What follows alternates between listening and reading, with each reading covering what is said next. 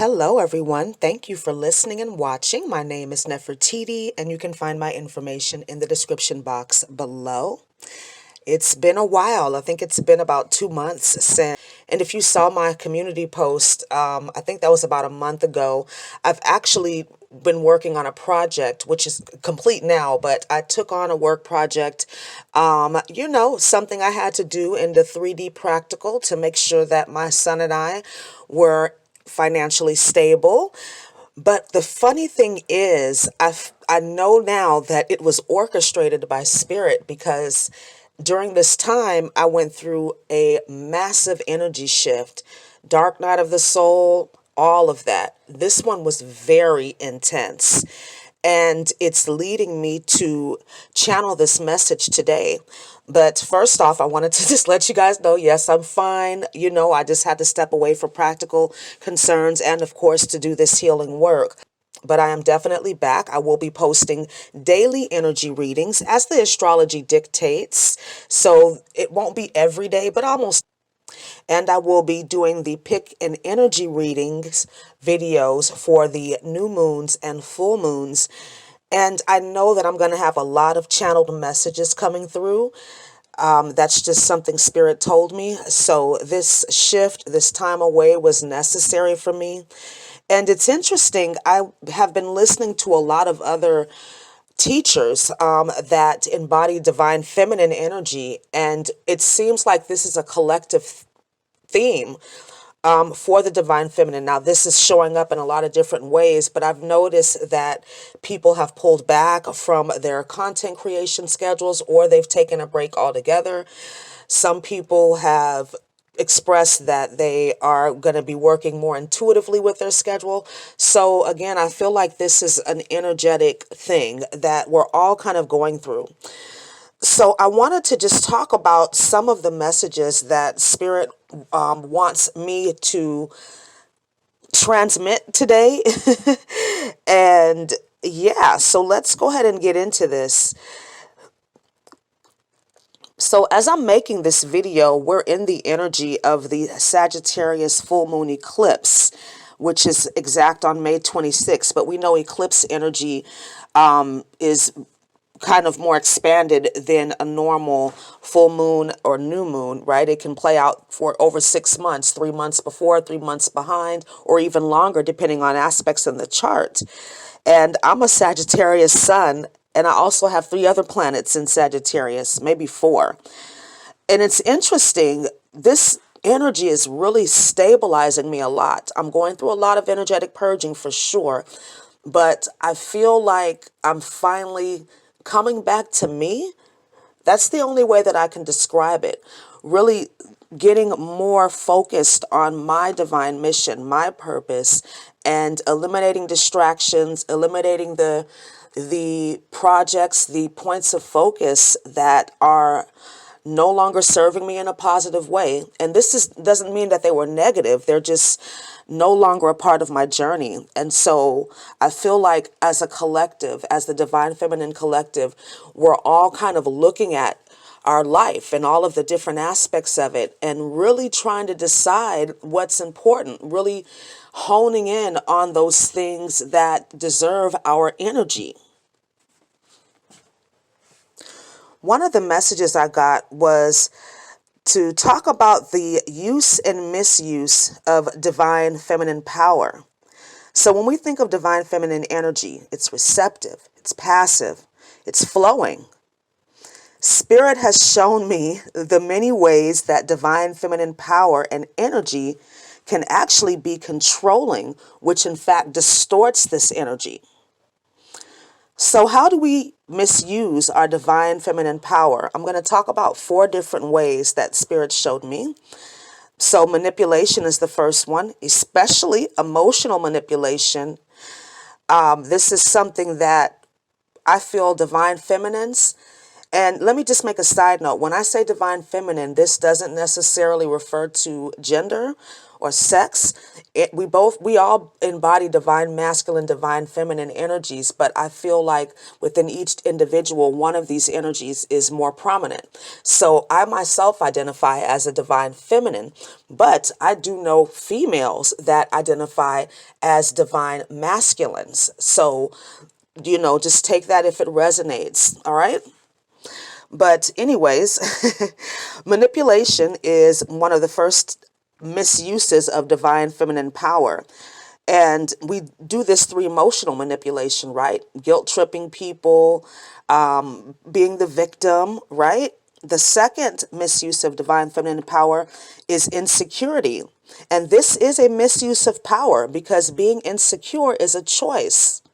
It's all in how one chooses to direct the energy. Are you seeking power and approval outside of yourself, or are you taking the time to cultivate that love within yourself, to do the work on yourself to uncover that self-love? Attachment is the third misuse of divine feminine power that I'm talking about today. And this happens when we, again, neglect ourselves. This is an energy exchange and it's a drainage when we're talking about attachment because you are not really able to get real strength from someone else. It has to come from within. And when you're attached to somebody else, relying on their energy, their focus on you, when that's taken away, then so is your power. And the last misuse of divine feminine power that we're talking about is self-sacrifice, feeling the need to give all the time. So I have a friend who is very well educated. I'm just using this as an example. She's very well educated, but she's not as financially stable as somebody that I feel should be, maybe, that has a PhD. And knowing that she has this financial instability, she still feels the need to overgive. We'll go out to lunch or something and she's buying food for all the homeless people she sees, which this is not a bad thing, but it can be imbalanced if you're not in a position to do that, right? So the reality check has to come in. Yes, you might want to give, but are you in a position to do so?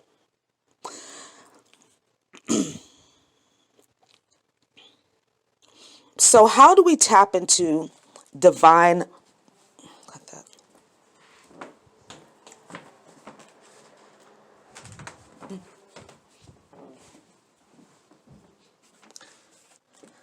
So Spirit also channeled to me 4 ways that we can positively use our divine feminine power. The first one is trusting our intuition and knowing that it's not always logical. One of the most easiest and... Cut that.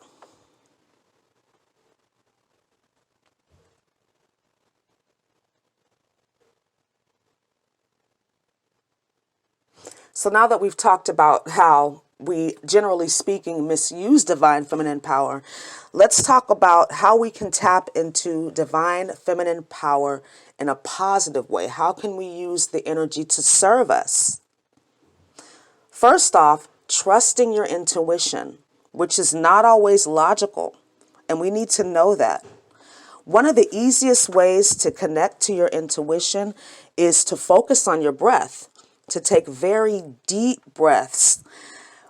As women, especially, and I'm just going to say women because most of us embody divine feminine energy, we normally take very shallow breaths. And I've listened to Louise Hay and read a lot of her work, and she talks about how this energetically is connected to our feeling like we don't deserve to take space, that we don't have a right to breathe. So if you're having issues connecting to your intuition, start taking conscious, deep breaths throughout your day, or even adopt a full pranayama practice. Deep breaths also help you to be more receptive, right? Because we're exhaling, but we're inhaling, consciously taking in life, consciously taking in energy, and allowing ourselves to do so. Body awareness and positivity is a huge part of intuition as well. Remember, your body is the messenger. I find it interesting that diet culture vultures mainly target divine feminine energy, encouraging people to override hunger cues and damage their metabolism with yo-yo dieting. Overthinking is another bad habit for divine feminine energy.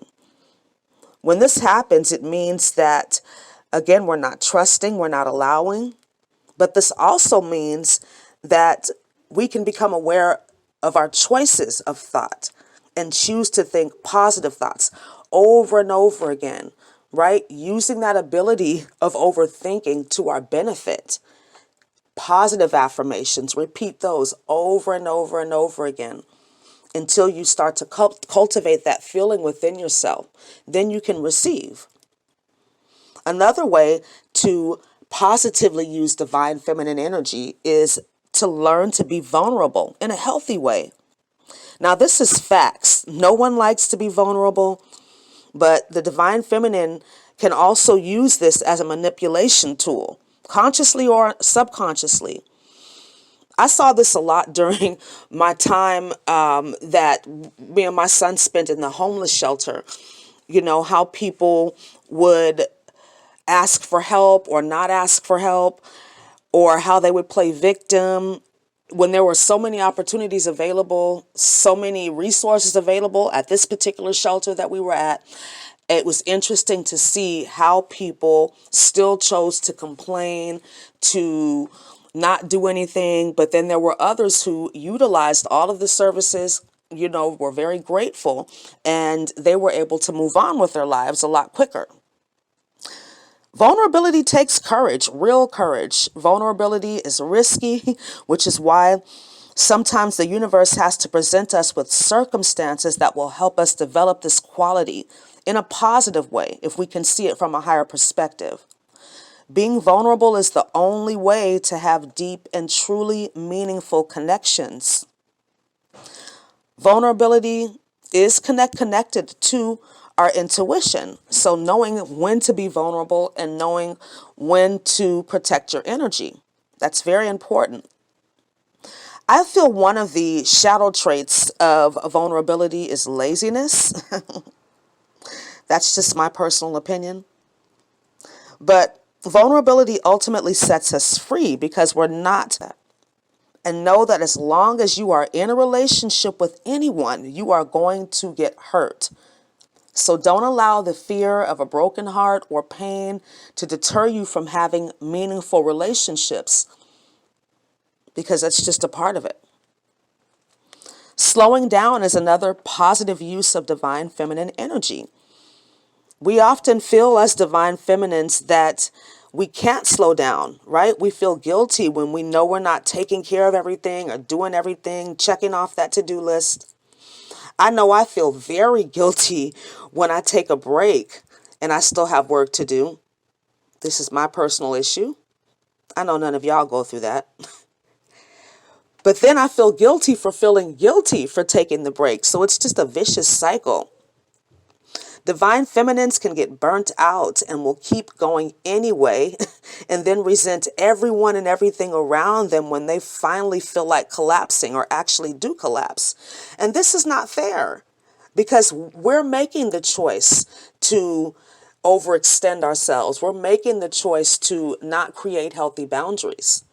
So we can't be mad at everybody else when we get tired, but we do it.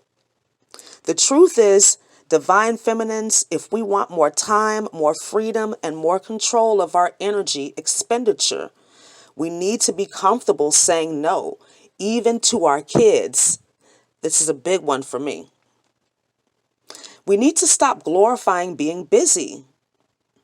Like I mentioned earlier, I've been really focused on simplifying my life and really doing things in a slower and more steady manner. This has been a very challenging thing for me. I'm a fire sign.